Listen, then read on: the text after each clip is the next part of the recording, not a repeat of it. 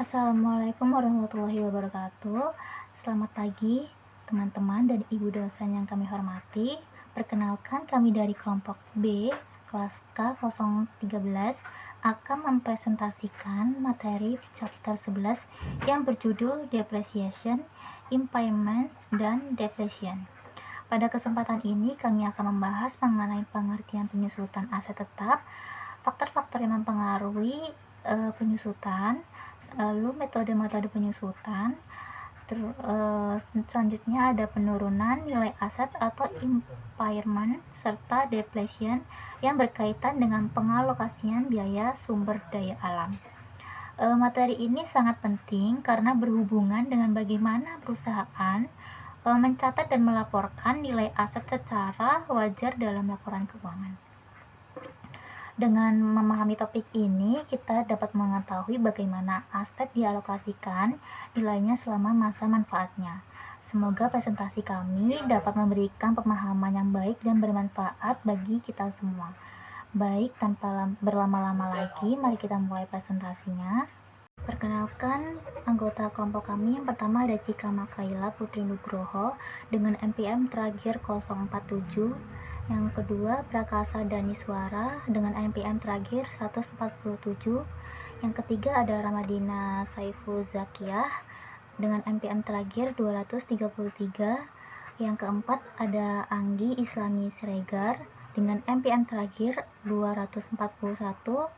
Yang kelima ada Isnania Adawiyah Nisholaya Ali dengan NPM terakhir 268. Yang terakhir ada Eksya Ristawati Dwi Aryaningrum dengan NPM terakhir 410. Baik, sebelum masuk ke dalam pembahasan lebih dalam, saya akan menjelaskan dulu apa itu depresiasi. Depresiasi atau penyusutan adalah alokasi sistematis atas biaya atau jumlah yang dapat disusutkan dari suatu aset selama umur manfaatnya. Nah, ada beberapa istilah alokasi biaya. Yang pertama itu depresiasi. Ketika perusahaan menghapus biaya perolehan aset berumur panjang selama beberapa periode, itu digunakan istilah depresiasi. Lalu, istilah deplesi digunakan untuk menggambarkan pengurangan biaya perolehan sumber daya mineral seperti minyak, gas, dan batu bara selama periode waktu tertentu. Sedangkan istilah amortisasi digunakan untuk penghapusan aset tak berwujud seperti paten atau hak cipta. Selanjutnya adalah faktor-faktor yang terlibat dalam proses penyusutan.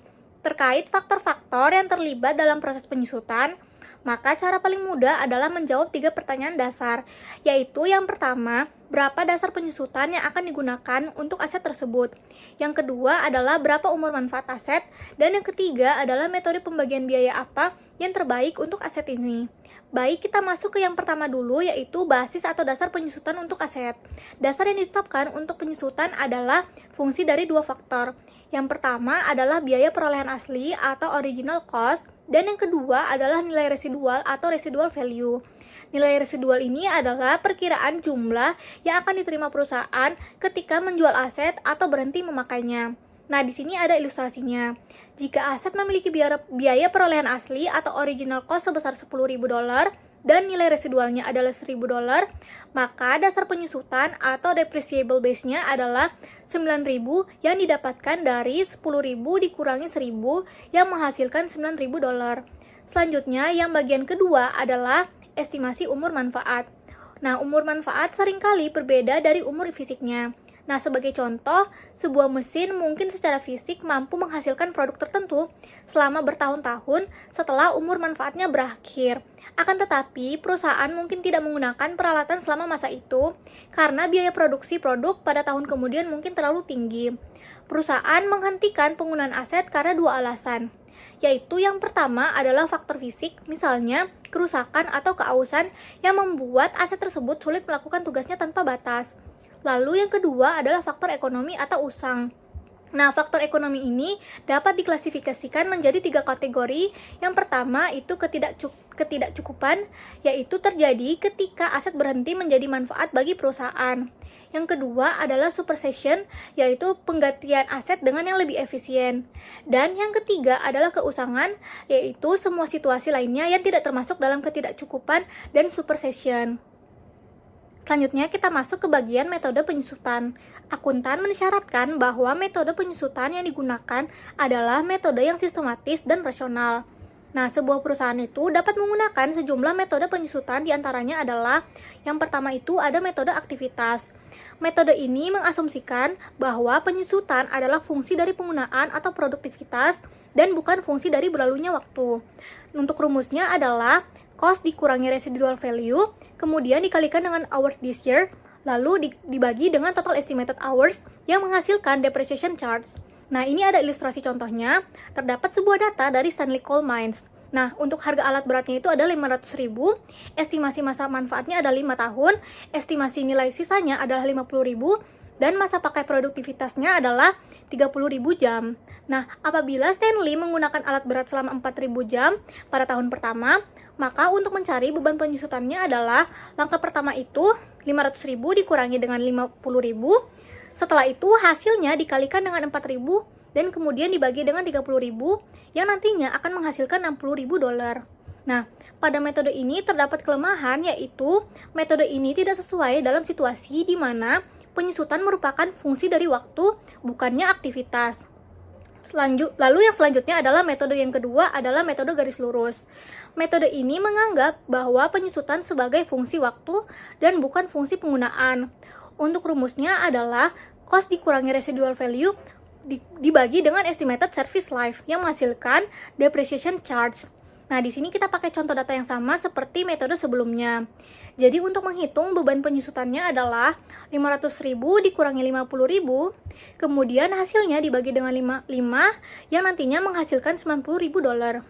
Nah, pada metode ini juga mempunyai kelemahan, yaitu metode ini menganggap bahwa manfaat aset sama setiap tahunnya dan biaya perbaikan serta pemeliharaan dianggap sama setiap periode. Oke, selanjutnya untuk metode yang ketiga adalah metode pembebanan menurun, yaitu metode yang menghasilkan beban penyusutan yang lebih tinggi pada tahun-tahun awal dan biaya lebih rendah dalam tahun-tahun berikutnya. Nah, pada umumnya perusahaan menggunakan salah satu dari dua metode ini, yaitu yang pertama adalah metode jumlah angka tahun.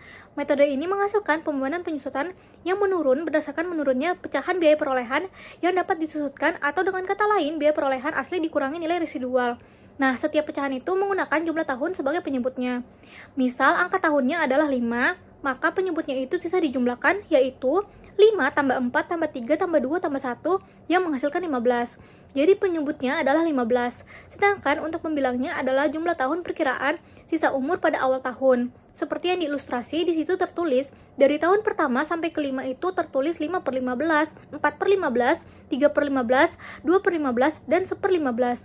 Jadi pada metode ini angka pembilangnya akan menurun dari tahun ke tahun, sedangkan penyebutnya tetap konstan. Selanjutnya, untuk yang kedua adalah metode saldo menurun. Metode ini menggunakan tingkat penyusutan yang dinyatakan sebagai persentase yang berupa beberapa kali tingkat penyusutan pada metode garis lurus. Nah, pada metode ini tidak mengurangi nilai residual dalam menghitung dasar penyusutan. Nah, di sini ada contoh ilustrasinya. Di sini perusahaan menggunakan berbagai kelipatan dalam praktiknya. Jadi, pada tabel ilustrasinya itu menggunakan pendekatan metode saldo menurun ganda. Nah, di contoh misal di tahun pertama book value-nya adalah 500.000. Nah, karena di sini menggunakan metode saldo menurun ganda, maka semisal saldonya nilainya adalah 20%, itu harus dikalikan 2 sehingga di sini tertulis 40%. Kemudian 40% dikalikan 500.000 yang menghasilkan 200.000 dolar. Begitupun seterusnya untuk tahun-tahun berikutnya sehingga nanti menghasilkan di tahun keempat adalah 64.800. Nah, untuk khusus yang tahun terakhir yaitu tahun kelima itu tidak harus dihitung. Jadi di data sebelumnya kan tertulis nilai sisanya adalah 50.000 sehingga di tahun kelima akan ditulis senilai 50.000. Halo semua, perkenalkan nama saya Prakasa Tanusura dengan NPM akhir 147. Di sini saya akan menjelaskan mengenai penyusutan komponen. Perusahaan diwajibkan untuk menggunakan penyusutan komponen. IFRS mencatatkan bahwa setiap bagian dari suatu aset tetap yang signifikan terhadap total biaya aset harus disusutkan secara terpisah. Oleh karena itu, perusahaan harus mempertimbangkan alokasi yang tepat untuk komponen-komponen tersebut. Untuk mengilustrasikannya, akuntansi penyusutan komponen, anggaplah EuroAsia Airlines memilih sebuah pesawat terbang seharga 100 juta euro pada tanggal 1 Januari 2023. Pesawat tersebut memiliki masa manfaat selama 20 tahun dan nilai sisa sebesar 0 euro.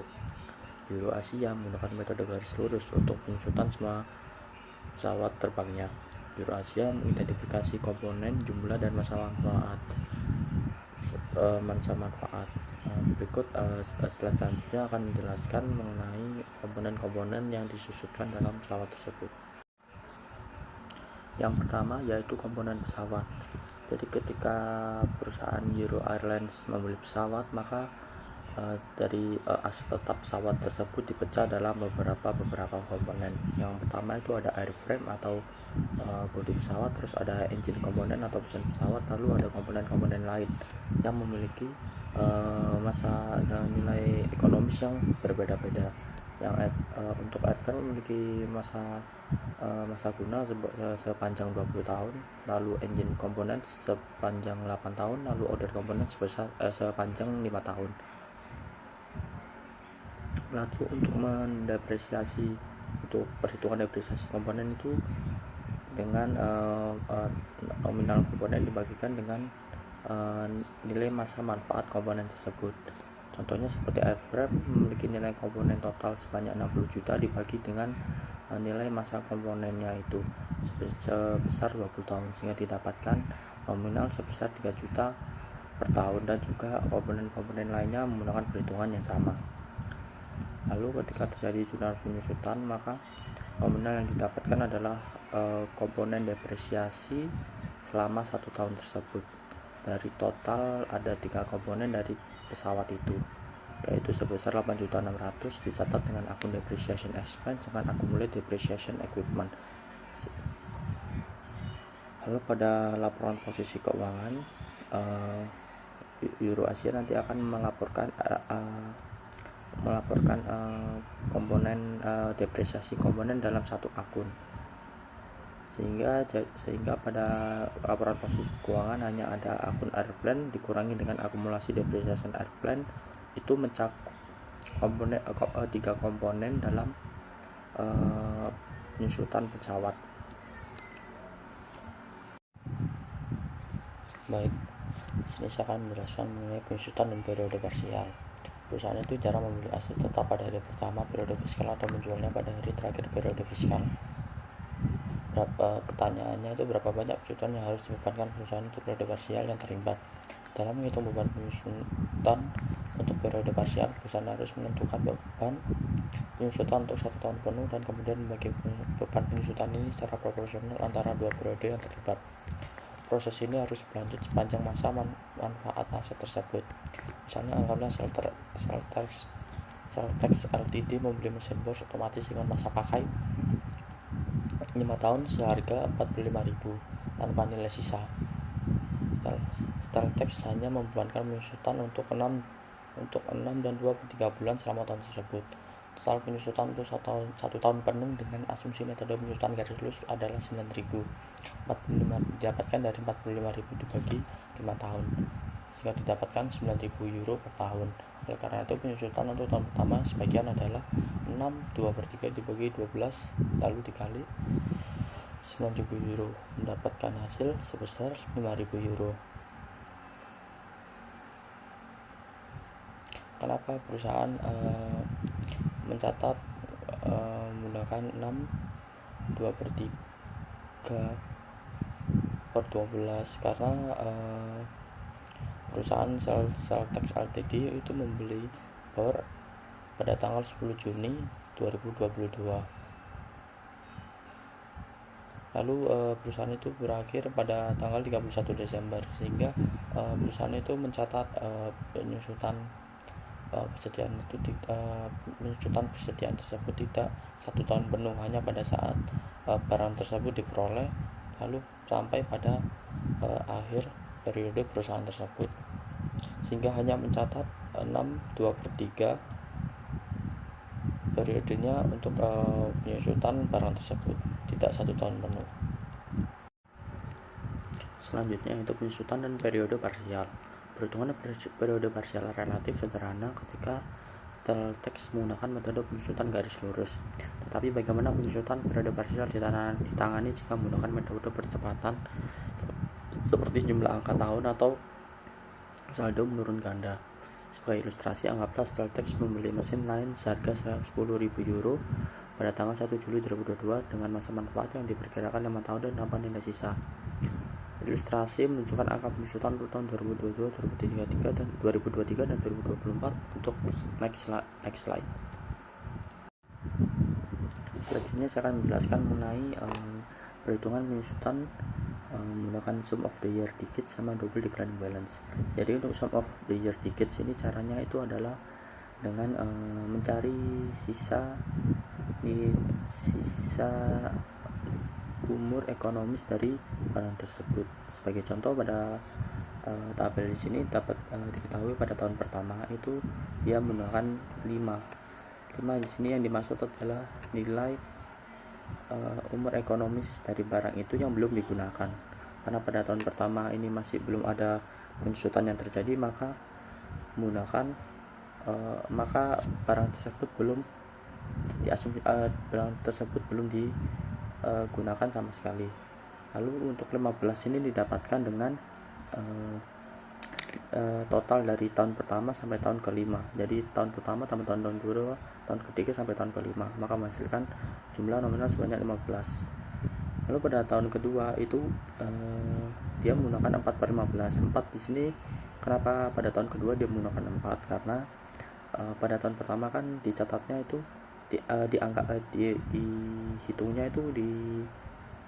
dihitungnya barang tersebut pada tahun pertama itu belum terjadi penyusutan, sehingga barang tersebut masih utuh secara umur ekonomi, sehingga digunakan perhitungan untuk 5 tahun umur ekonomis. Lalu pada tahun kedua karena pada tahun pertama dianggap sudah melakukan penyusutan, maka pada tahun kedua berkurang yang awalnya 5 menjadi 4/15 dan begitu seterusnya pada tahun-tahun berikutnya. Lalu pada double declining balance itu 40% didapatkan dengan cara 1/5 dikali dengan 2. Lalu dapatkan hasil sebesar 0,40.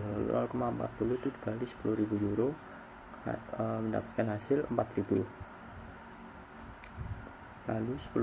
Lalu pada tahun kedua itu 0,40 dikali dengan 6.000.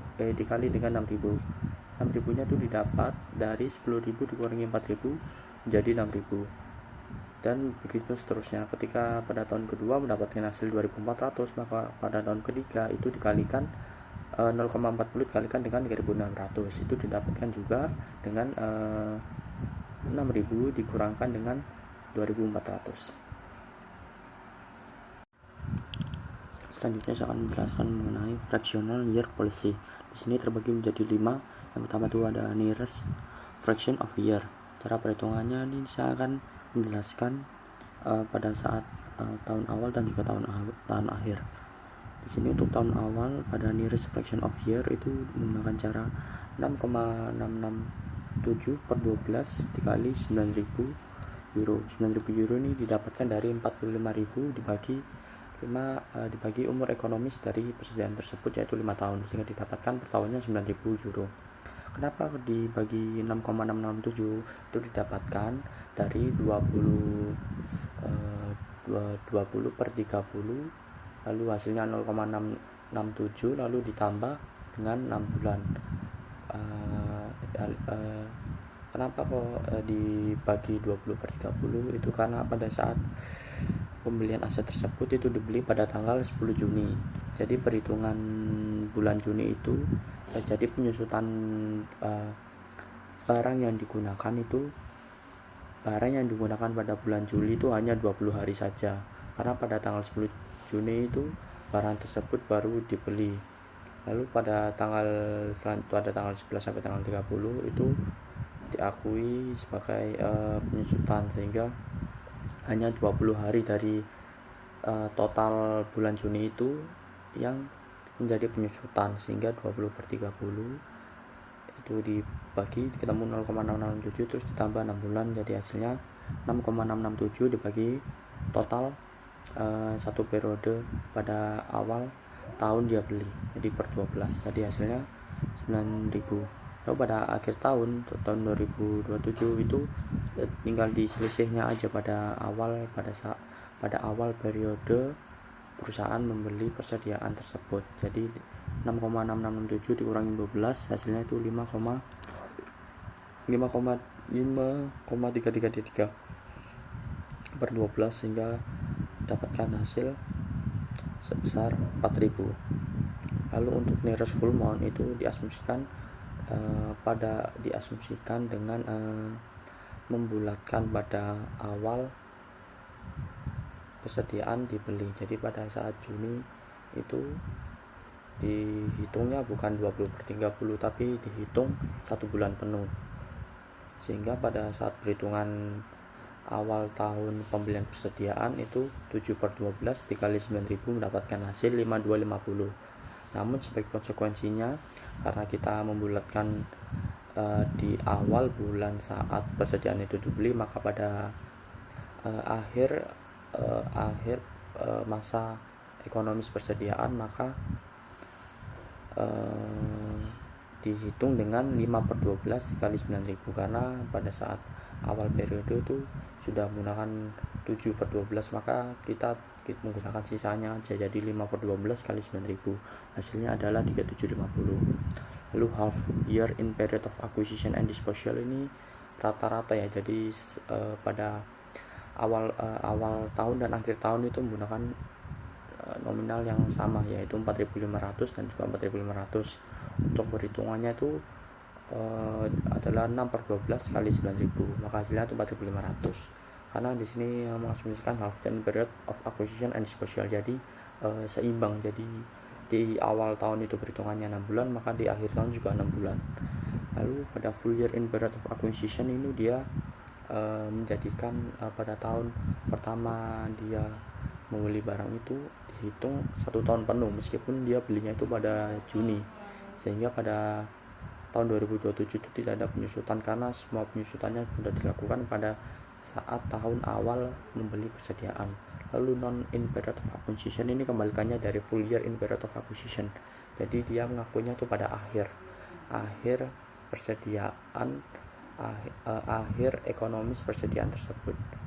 Jadi pada saat periode awal pembelian persediaan tersebut tidak ada pencatatan penyusutan sama sekali. Selanjutnya yaitu penyusutan dan pergantian aset tetap pabrik dan peralatan. Masalah pahaman umum tentang penyusutan adalah anggapan bahwa penyusutan menyediakan dana untuk penggantian penyusutan aset tetap pabrik dan peralatan. Penyusutan sama seperti pengeluaran lainnya karena mengurangi nilai aset tetap laba bersih. Namun perbedaannya terletak pada tidak melibatkan harus keluar saat ini. Sebagai contoh, di sini ada perusahaan pada saat awal periode, di situ di statement of financial position-nya dapat ketahui ada plan asset sebesar $500.000 dan ekuitas sebesar $500.000. Asumsikan bahwa perusahaan tidak menerima pendapatan sama sekali selama 5 tahun ke depan, maka income statement-nya akan menjadi rugi selama 5 tahun berturut-turut sebesar, dengan total 5 tahun itu sebesar $500.000. Maka pada akhir tahun kelima perusahaan mengalami kerugian sebesar $500.000, sehingga plan asetnya menjadi 0 dan ekuitasnya menjadi 0. Selanjutnya adalah revisi tarif penyusutan. Jadi revisi tarif penyusutan itu adalah revisi ketika perusahaan memperkirakan umur ekonomis suatu aset tetap, namun pada saat beberapa tahun berikutnya perusahaan itu melakukan penyesuaian lagi karena aset tetap tersebut masih bisa digunakan lebih lama dari perkiraan awal, sehingga beban penyusutan pada aset tetap tersebut akan berubah karena umur ekonomis dari aset tersebut ternyata lebih lama dari perkiraan awal. Sebagai contoh, perusahaan Nestle itu membeli mesin dengan biaya 90.000 selama 20 tahun umur ekonomis tanpa ada nilai residu sama sekali. Namun pada tahun ke-11 Nestle mengestimasikan kalau misalnya mesin itu bisa dipakai lagi untuk 20 tahun ke depan. Jadi total pemakaian mesin itu bisa selama 30 tahun. sehingga terjadi penyesuaian yang terjadi. Yang pertama itu untuk mencari tahu gap atau perbedaan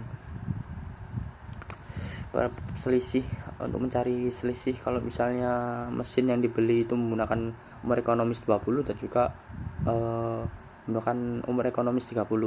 Jadi depreciation charge per books itu jadi depresiasi berdasarkan buku itu 1/20 dikali 90.000 itu sama dengan 4.500, tapi untuk 10 tahun itu 45.000. Dan depreciation berdasarkan 30 tahun itu 1/30 dikali 90.000, hasilnya itu 3.000 untuk 1 tahun dan 30.000 untuk 10 tahun. Sehingga untuk menyesuaikan menggunakan penyusutan dengan nominal penyusutan yang baru, caranya adalah dengan aset tetap dikurangi dengan akumulasi depresiasi sebesar 45.000 didapatkan dari harga depresiasi per tahun dikali 10 tahun, sehingga mendapatkan book value-nya sebesar 45.000. Lalu untuk mencari tahu harga tahunannya, harga per tahun depresiasinya itu dengan 45.000 dibagi 20 tahun, sehingga didapatkan per tahunnya depresiasinya sebesar 2.250. Lalu pada saat terjadi penyusutan aset tetap dicatat dengan nominal yang baru, yaitu sebesar 2.250. Di sini saya akan menjelaskan gangguan atau impairment adalah kondisi ketika nilai tercatat suatu aset lebih besar daripada jumlah yang dapat dipulihkan. Artinya, nilai aset yang ada di laporan keuangan sudah terlalu tinggi dibanding manfaat ekonomi yang masih bisa dihasilkan oleh aset tersebut.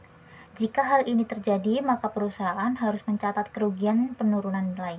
Jumlah yang dapat dipulihkan ditentukan dari nilai yang lebih tinggi antara nilai wajar dikurangi biaya penjualan dan nilai pakai.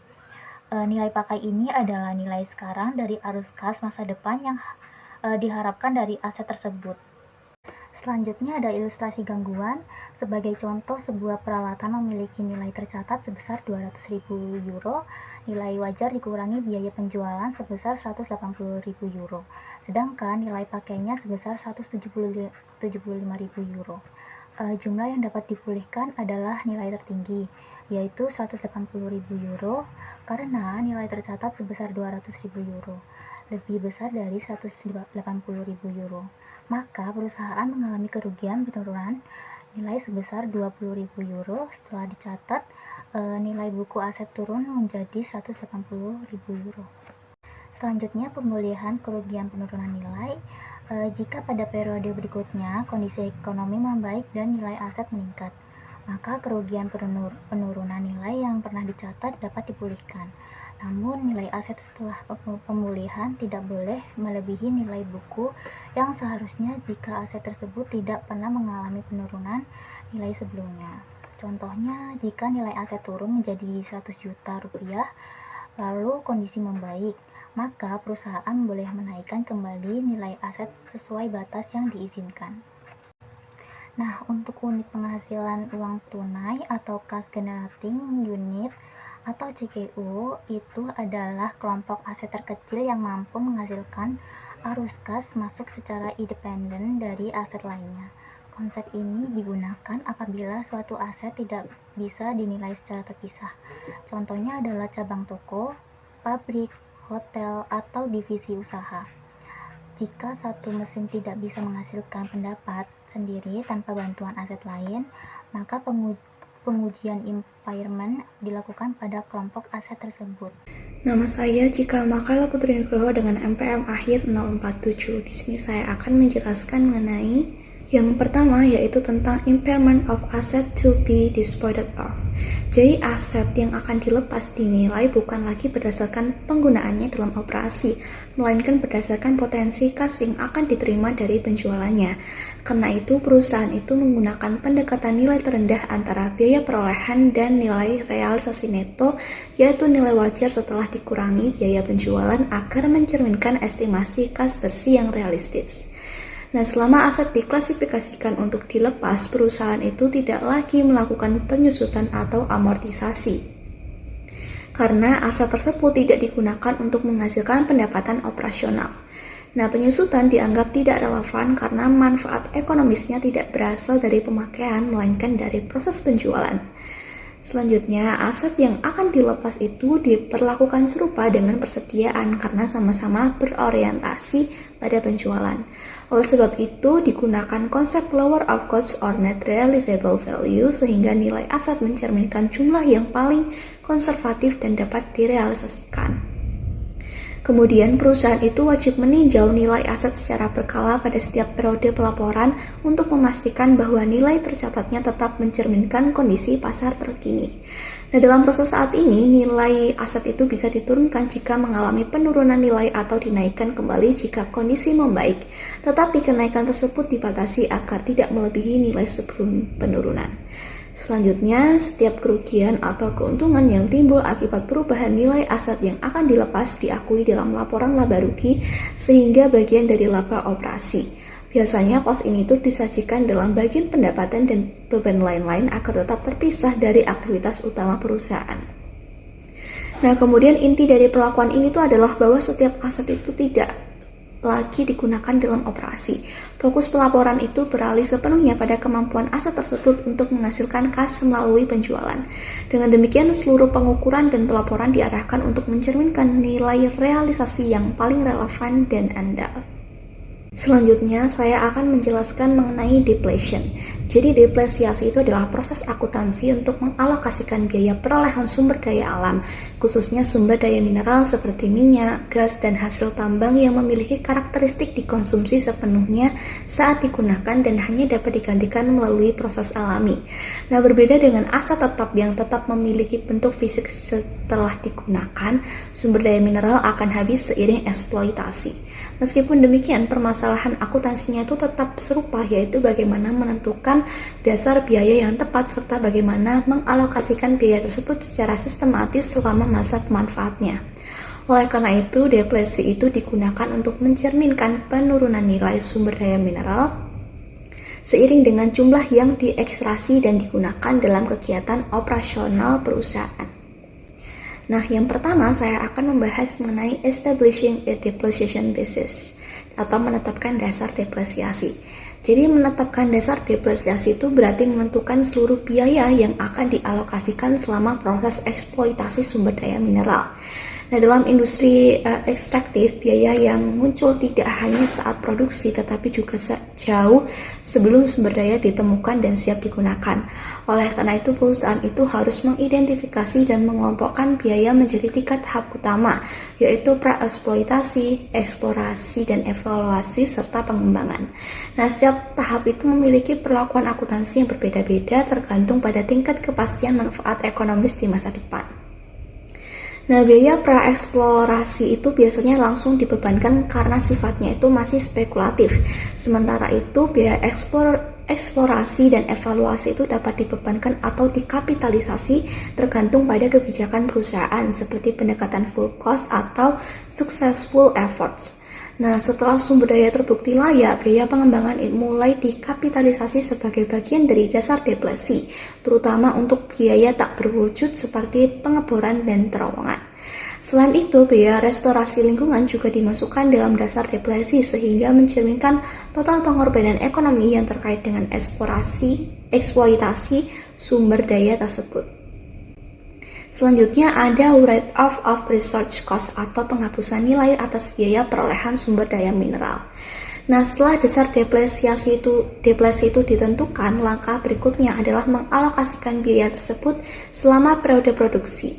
Metode yang paling umum digunakan adalah metode unit produksi, di mana biaya dialokasikan berdasarkan jumlah unit sumber daya yang diekstraksi. Nah, pendekatan ini dianggap paling relevan karena mencerminkan hubungan langsung antara penggunaan sumber daya dan manfaat ekonomi yang dihasilkan. Dengan demikian, semakin banyak sumber daya yang diambil, maka semakin besar beban depresi yang diakui. Nah, dalam praktiknya, perusahaan menghitung biaya per unit dengan membagi total biaya yang dapat didepresi dengan estimasi total cadangan yang tersedia. Nah, beban depresi kemudian dihitung dengan kalikan biaya per unit dengan jumlah produksi dalam periode berjalan. Nah, secara akuntansi, beban ini tuh biasanya dicatat sebagai bagian dari persediaan dan akan menjadi beban pokok penjualan ketika produk itu dijual. Nah, penyajian dalam laporan keuangan menunjukkan nilai aset yang telah dikurangi dengan akumulasi deflasi sehingga mencerminkan sisa manfaat ekonomi dari sumber daya tersebut. Nah, selanjutnya yang ketiga ada estimating recoverable reserve atau memperkirakan cadangan yang dapat dipulihkan. Jadi estimasi cadangan yang dapat dipulihkan itu merupakan faktor paling penting dalam perhitungan deflasi karena ia tuh menjadi dasar dalam menentukan biaya per unit. Namun estimasi ini seringkali tidak pasti dan dapat berubah seiring dan berkembang dengan perkembangan informasi baru atau teknologi yang lebih canggih.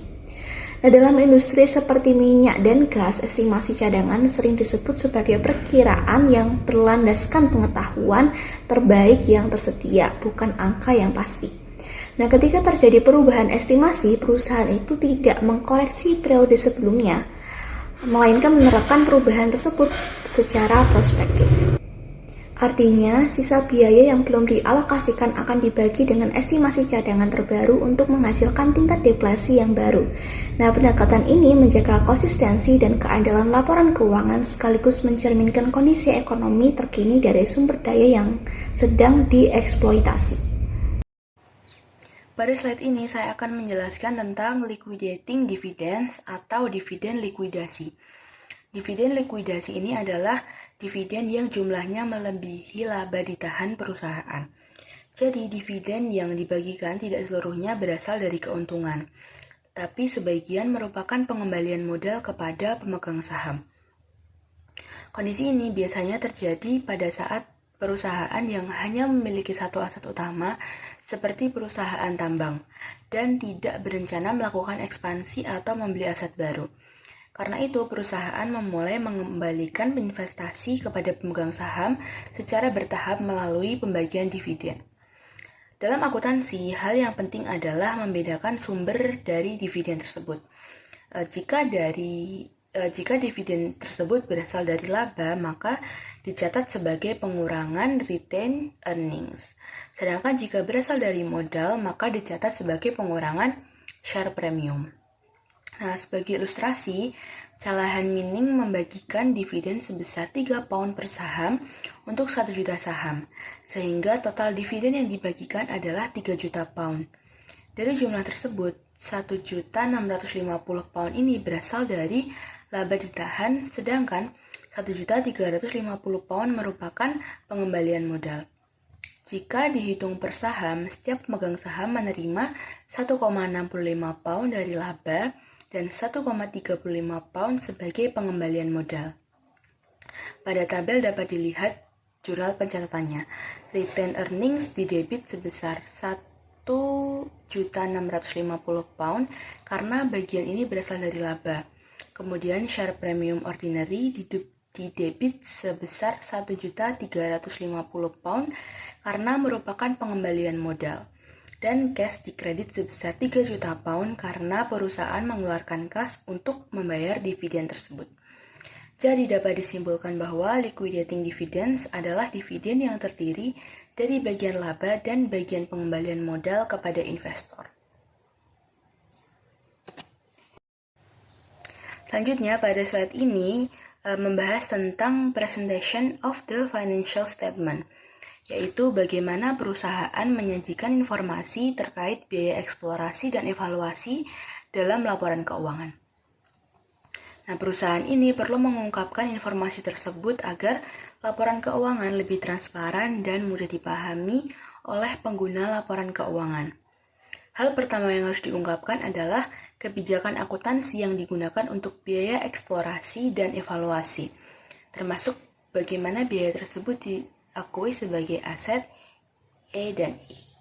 Hal kedua adalah jumlah yang timbul dari kegiatan eksplorasi dan evaluasi seperti aset, liabilitas, pendapatan, beban, serta arus kas operasi. Dengan adanya pengungkapan ini, investor dan pihak lain dapat menilai pengaruh aktivitas eksplorasi terhadap kondisi keuangan perusahaan. Di slide ini kita membahas tentang recognition revaluation atau pengakuan revaluasi. Jadi beberapa perusahaan itu menggunakan nilai wajar atau fair value untuk mencatat aset tetap setelah perolehan. Artinya nilai aset ini bisa disesuaikan mengikuti dengan kondisi pasar. Kalau nilai aset itu naik, maka nilai tercatat aset juga ikut meningkat. Kenaikan ini dicatat dengan menyesuaikan akun aset dan diakui sebagai keuntungan yang belum direalisasi, yang disebut dengan surplus revaluasi. Nah, selanjutnya kita fokus ke revaluation land atau revaluasi tanah. Jika perusahaan menggunakan metode revaluasi untuk tanah dan nilai wajarnya meningkat di akhir periode, maka kenaikan tersebut dicatat dengan menambah akun tanah dan mengakui keuntungan revaluasi.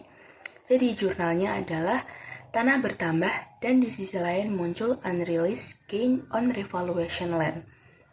Dalam laporan keuangan, tanah akan dilaporkan sebesar nilai wajarnya yang terbaru.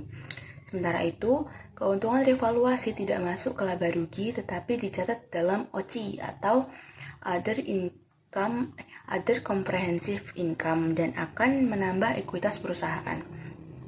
Jadi intinya revaluasi ini membuat aset lebih mudah mencerminkan kondisi pasar, sekaligus meningkatkan ekuitas melalui OCI atau Other Comprehensive Income. Selanjutnya ada revaluasi aset yang dapat disusutkan atau revaluation depreciable asset.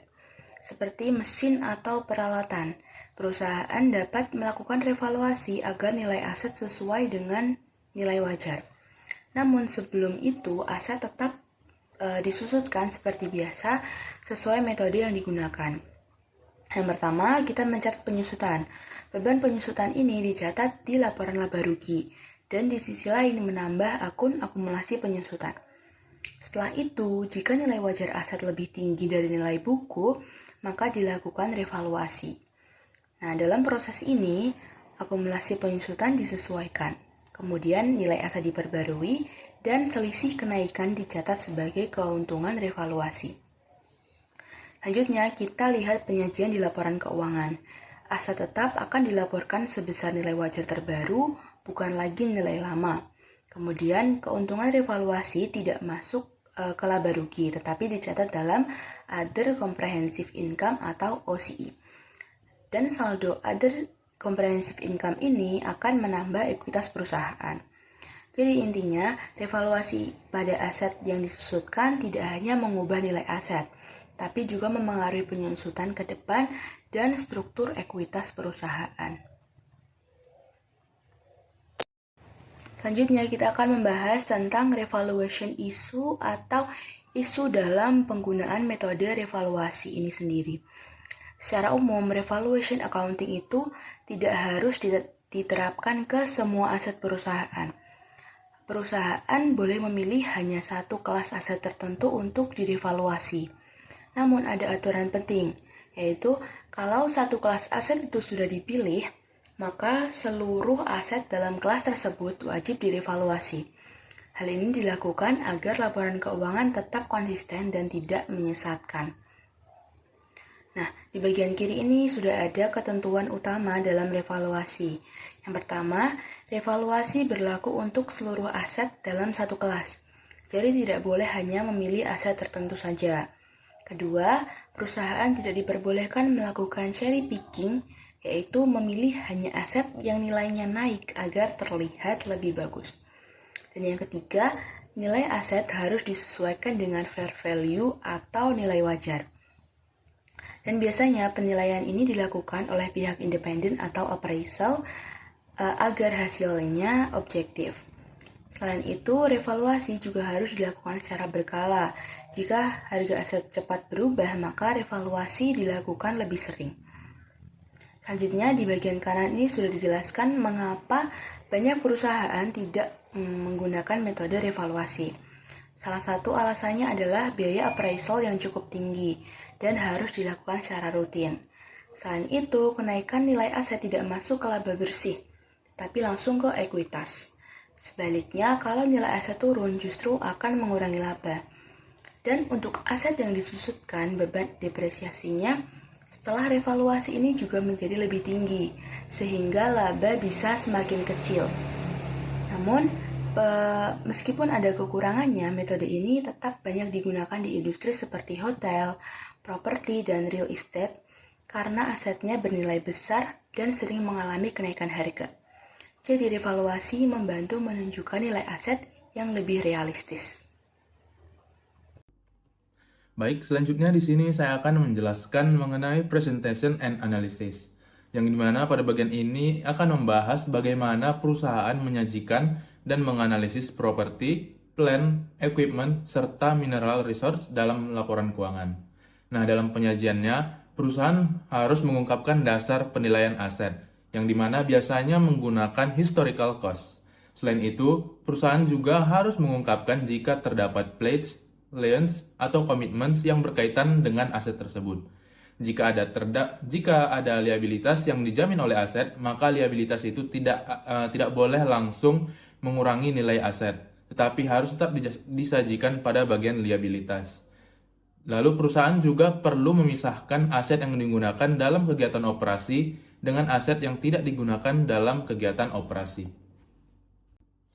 Nah, selanjutnya untuk aset tetap yang disusutkan, perusahaan biasanya menggunakan akun accumulated depreciation, yang dimana akun ini berguna agar pengguna laporan keuangan dapat melihat nilai awal aset dan jumlah penyusutan yang telah dibebankan.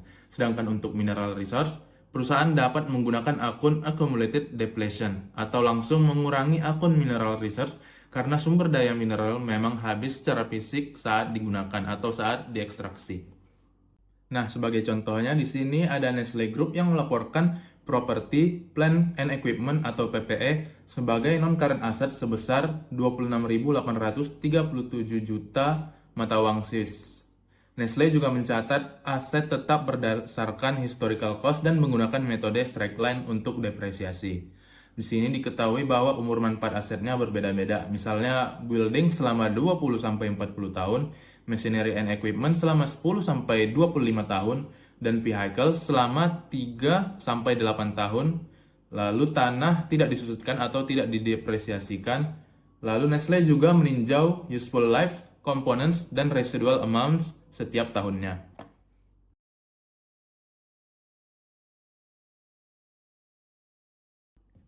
Lalu terakhir yaitu dalam analisis property, plant and equipment, perusahaan dapat menggunakan beberapa rasio, yaitu asset turnover, profit margin on sales, dan return on assets. Asset turnover mengukur efisiensi aset dalam menghasilkan penjualan.